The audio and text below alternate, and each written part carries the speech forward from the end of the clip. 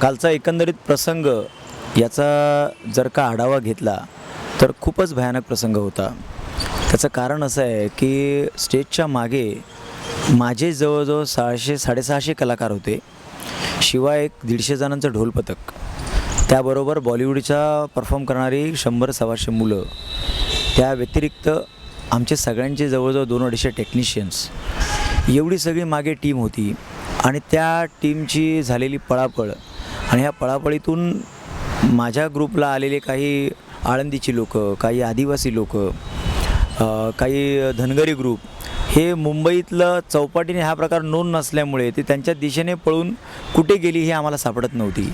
त्या सगळ्या लोकांना एकत्र करणं, आम्ही जसे रोडवर म्हणजे गिरगाव चौपाटीच्या समोरच्या साईडला आम्ही जमा व्हायला लागलो तर एवढी लोकं वाढत होती, सगळे घाबरले होते, बिथरले होते. सगळ्यांना आम्ही एकत्र करत होतो. करता करता आम्हाला असं कळलं की आमची 20 लोकं सापडत नाही आहेत. त्यामुळे आम्हाला वेगळं tension as a group leader, as a जबाबदार माणूस. शिवाय जे मुली आतमध्ये आमच्या होत्या त्या बिथरल्यामुळे त्या रडायला लागल्या होत्या. त्यांना त्यांचं सांत्वन करणं, हे सगळं करत असताना पब्लिकने सपोर्ट करायला पाहिजे. त्या व्यतिरिक्त क्लिप काढत होती लोकं. दुर्दैवी घटना होती की काय मदत हवी का असं विचारण्याच्या ऐवजी कसे रडतायत त्याची क्लिप काढणं, मुलं नको सांगतायत तर त्यांना हे दादागिरी करणं, हा सगळा प्रकार चालत असताना त्याबरोबर ह्या सगळ्या मुलांच्या बॅग्स आतमध्ये होत्या. त्या बॅग्समध्ये बऱ्याच मुलांचे ID होते कॉलेजचे, बऱ्याच मुलांच्या हॉल तिकीट्स होत्या. काही बिचाऱ्या आदिवासी मुलींचे त्यांच्या पद्धतीने जे काही छोट्या मोठ्या महत्त्वाच्या वस्तू होत्या त्या अडकल्या होत्या. त्या बिचाऱ्या रडत आहेत की आमच्या बॅगा. तर त्यांच्या बॅगा बिचाऱ्यांच्या जर प्लॅस्टिकच्या पिशव्या. त्यात मी एका मुलीला विचारलं की कोणाचं काय महत्त्वाचं आहे का. तर एका मुलीने हात वरती केला. म्हटलं काय महत्त्वाचं आहे. नाही, माझे ना 200 रुपये आहेत आतमध्ये. हे ऐकल्यानंतर एवढं वाईट वाटलं की एकंदरीत प्रसंग असा आहे. आणि लोकांचं काय चाललं आहे हे सगळं करत करत मी मग एक डोक्यात विचार आला की एवढं सगळं रस्त्यावर करण्यापेक्षा यात आता वेगळी जागा कुठली आहे. तर बिर्ला क्रीडा केंद्र हे त्यातल्या डोक्यात आलं आमच्या. म्हणून बिर्ला क्रीडा केंद्राकडे मी सगळ्यांना एक लाईन करून रस्त्यावरून चालवत त्याच्या आतमध्ये घेतलं आणि गेट बंद करून घेतला. म्हणजे पब्लिकचा त्रास नको. सगळ्यांना म्हटलं आपण चहा पाणी देऊया, जरा शांत होतील सगळे, मग सोर्स करूया. त्यात माझी जी असिस्टंट मुलगी आहे मिनल, ती म्हणाली सर तुम्ही इकडे थांबा, 20-25 मुलं माझ्याकडे द्या, मी परत ग्राउंडवर जाते. हे सगळं करत असताना ती 25 मुलांना घेऊन परत त्या स्टेजकडे गेली. त्यात माझं प्रोडक्शन मॅनेजर सुहास पांचाळ हे तिच्याबरोबर होते. आणि ह्या लोकांनी जेवढ्या बॅग काढता येतील त्या सगळ्या बॅग काढण्याचा प्रयत्न केला. हे सगळं चालू असताना फोनवर फोन येत आहेत. 600 लोकांच्या घरून मी फोन घेतो आहे, त्यांना उत्तरं देतो आहे. लोकांना फक्त एवढंच कळतं की आग लागली आहे, कोणाचं काय झालं काही कळत नाही आहे. गेट बंद असताना देखील जे कालचे जे क्लिप चालू आहे त्यातले जे व्यक्ती आहेत ते जबरदस्ती आतमध्ये आले. आम्ही सिक्युरिटीला विचारलं, BMC सिक्युरिटीला का आतमध्ये घेतलं, ते जबरदस्ती आतमध्ये आले. आता जबरदस्ती आतमध्ये तरी आम्ही काय शांतपणे आम्ही म्हणलं ठीक आहे काय विचारत आहेत. पण त्यांना आम्ही ही रिक्वेस्ट करत होतो की तुम्ही इंटरव्ह्यू कोणाच्या करू नका, जेणेकरून काय होईल की चुकीची माहिती जाईल. कारण आधीच लोकं खवळली आहेत, लोकं घाबरली आहेत, लोकांना त्यांचेच प्रश्न कळत नाही की मला नेमकं विचारायचं काय. एवढ्या सगळ्या प्रकारात आम्ही त्यांना सांगतो आहे की तुम्ही इंटरव्ह्यू घेऊ नका. कारण ज्या मुलांना इंटरव्ह्यू, त्या मुलांचा इंटरव्ह्यू घेत होती, त्या इंटरव्ह्यूमध्ये बघा तो मुलगा म्हणाला की किती माणसं होती, तर तो म्हणाला 150 माणसं होती. ही फक्त एका ग्रुपची टीम त्याने सांगितली. माझे 750 लोकं होती. हा तो मुलगा सांगतच नाही आहे.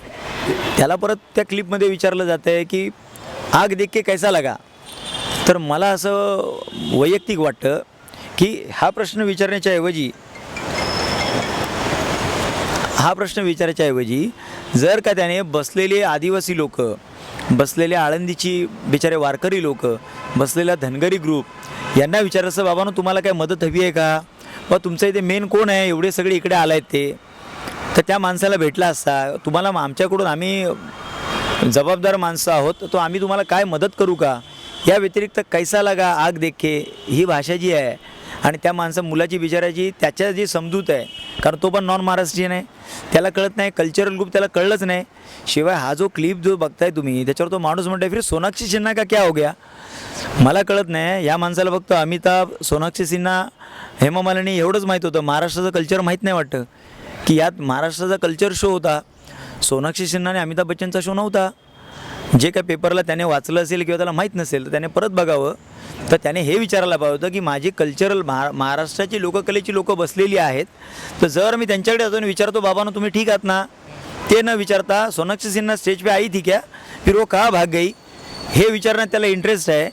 तर माझं असं म्हणणं आहे चुकीची न्यूज जाऊ नये म्हणून मी त्याला म्हटलं की बाबा कोणी इंटरव्ह्यू देऊ नका, शांत राहा. आणि त्याला म्हटलं हो दादा तुम्ही इंटरव्ह्यू घेऊ नका, असं त्या अंगाला म्हणजे नॉर्मल आपण जे माणसाला बोलवताना नाव माहीत नसेल तर आपण हात लावतो.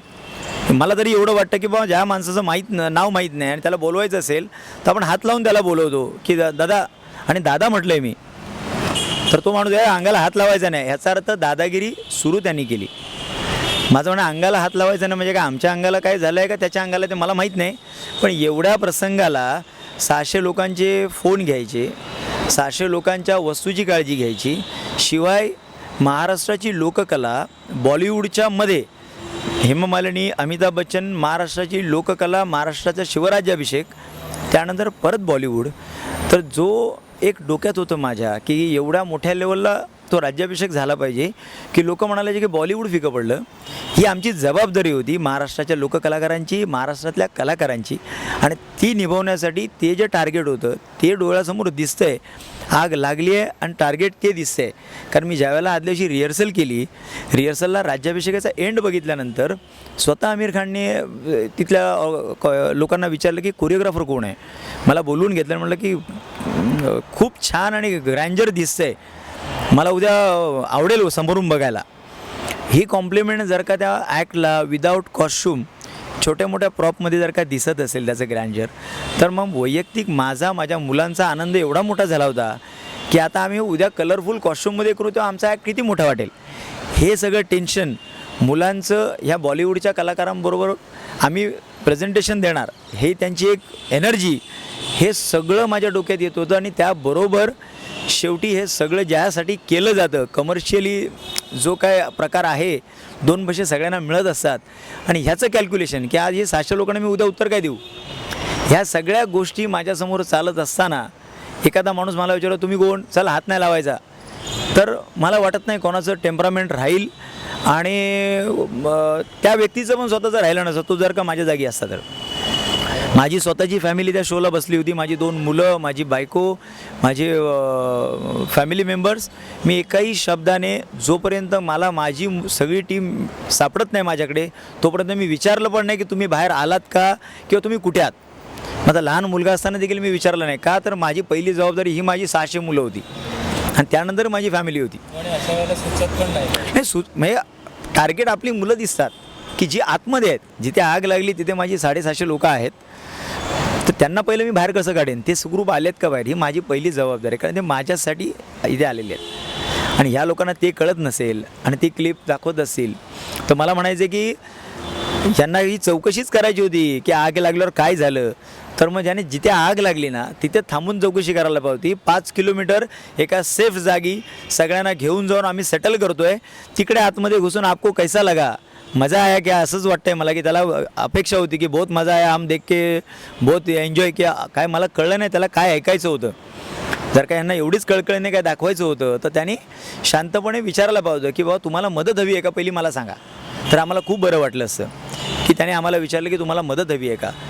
त्यात एकच बरं वाटलं की आम्ही तो जो शो आहे तो सांघिक होता. कारण ज्यावेळेला आमची मुलं सगळं ते काढत होते बाहेर त्यावेळेला बऱ्याच गोष्टी आम्हाला सापडल्या आमच्या मुलांना. म्हणजे बॉलिवूड टीमच्या आम्हाला 25-30 मोबाईल सापडले, पिशवी अख्खी, ते आमच्या मुलांनी दिल्यानंतर ती अख्खी टीम आम्हाला हेल्प करायला लागली. आणि सगळेजण आमच्या मुलांनी माझ्या चपलापासून सगळं उचलून बाहेर आणलं, जेवढं कोणाचं मिळेल ते. एवढं सगळं करत असताना कोणाला राग येण्याची खरी गरज नाही आणि असे प्रश्न घेऊन इंटरव्ह्यू करण्याची पण गरज नाही. माझं म्हणणं आहे की अशा माणसांनी पहिलं लोकांना विचारा, आमच्याकडून तुम्हाला काय मदत हवी आहे का, पाणी आणून देऊ का, तुम्हाला काय खायला आणून देऊ का, तुम्ही फ्रस्ट्रेट होऊ नका, आम्ही तुमच्याबरोबर आहोत. असं केलं असतं तर फार बरं वाटलं असतं. ती क्लिप बघताना तुम्हाला दिसेल की मी त्यांना म्हणतो आहे की तुम्ही कोणाला काय प्रश्न विचारू नका, दादा तुम्ही बाहेर जा.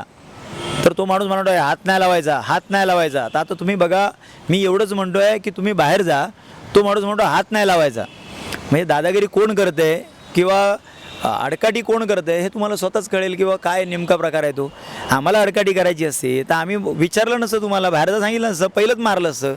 आम्ही जर का वाईट विचारायचे असतो तर आम्ही काय म्हणतो आहे की तुम्ही बाहेर जा, आमचं काहीतरी वेगळं चाललं आहे. प्रत्येकजण म्हणतो माझी बॅग माझी बॅग, कोण म्हणतो माझे पैसे आहेत, कोण म्हणतो माझी हॉल तिकीट आहे, कोण म्हणतो काय माझं हे आहे. माझ्या प्रॉपर्टी टीमचे 2-3 मुलांच्या अख्ख्या बॅगाच्या बॅगा जाळल्या. त्या त्यांची पासपोर्ट गेली, सगळ्या महत्त्वाच्या वस्तू गेल्या, कारण ते बिचारे प्रॉपर्टीवाले स्टेजच्या बाजूलाच प्रॉपर्टी करत होते.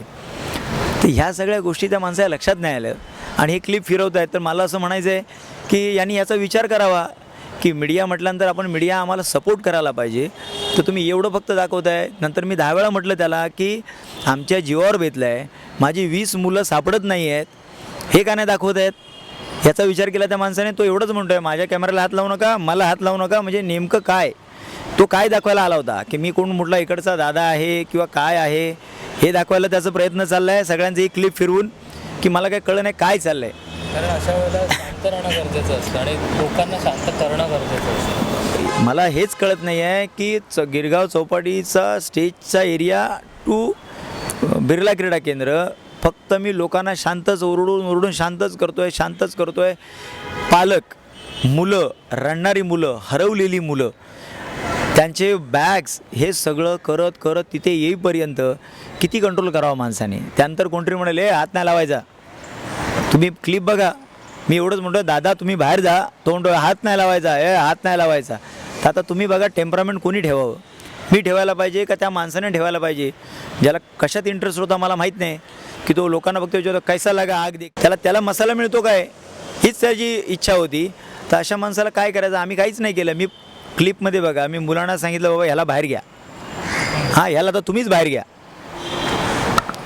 का क्लिप फिरवतात आणि काय चाललं आहे मला माहीत नाही प्लीज. कारण काय आहे की मला अपेक्षा हीच आहे की मीडिया किंवा हा ज्या वेळेला कधी येईल तेव्हा त्याने कसं वाटलं, कसं झालं आणि कशा प्रकारे झालं, मग आता तुमच्या मनाला काय वाटते हे विचारण्यापेक्षा पहिलं विचारायला पाहिजे की आमच्याकडून तुम्हाला मदत काय हवी ती पहिली सांगा. ती पहिली त्या समोरच्या व्यक्तीला मदत करा, जेणेकरून काही संकटात असेल काही असेल. मला जर का त्याने विचारलं असतं की आमच्याकडून तुम्हाला मदत काय हवी सांगा, कोण आहे इथला लीडर, तर मी सांगितलं असतं की पहिलं लोकांना सांगा की सगळेच्या सगळे कलाकार सेफ आहेत, सगळे तिथून बाहेर आलेले आहेत, कोणाला कसली इजा झालेली नाही आहे आणि सगळे लवकरात लवकर आपापल्या घरी पोचतील एवढं सांगा. हे आम्ही सांगितलं असतं. तुम्ही सोनाक्षी सिन्हा का आली, मग बच्चनजी पहिले गेले होते का, मग काय, मग त्यांना कशात इंटरेस्ट आहे मला माहीत नाही. माझी हीच अपेक्षा आहे की तुम्ही अशा वेळेला आलात तर पहिलं विचारा काय मेसेज टाकू. जो कोण लीडर असेल तो म्हणेल एवढं सांगा लोकांना. अच्छा, म्हणजे मला येणारे फोन थांबले असते, लोकांची रडणी थांबली असती आणि पहिला लोक शांत झाली असती. माझी मीडियाला एवढीच विनंती आहे की पहिली ही गोष्ट करा जेणेकरून लोक शांत होतील. मग तुम्ही थोड्या वेळाने सगळ्या गोष्टी घ्या. किंवा तू घाबरलास का, हे सेकंड न्यूज तुमची ती पाहिजे. किंवा असा विषय झाला सगळं छान आहे, मग आम्ही लोकांना विचारलं की अरे ते बघितल्यानंतर तुला काय वाटलं. मग एक म्हणाला मी घाबरलो, दुसरा म्हणाला की नाही मी पळालो. तुम्हाला सेकंड न्यूज मिळेल. एवढीच माझी विनंती आहे.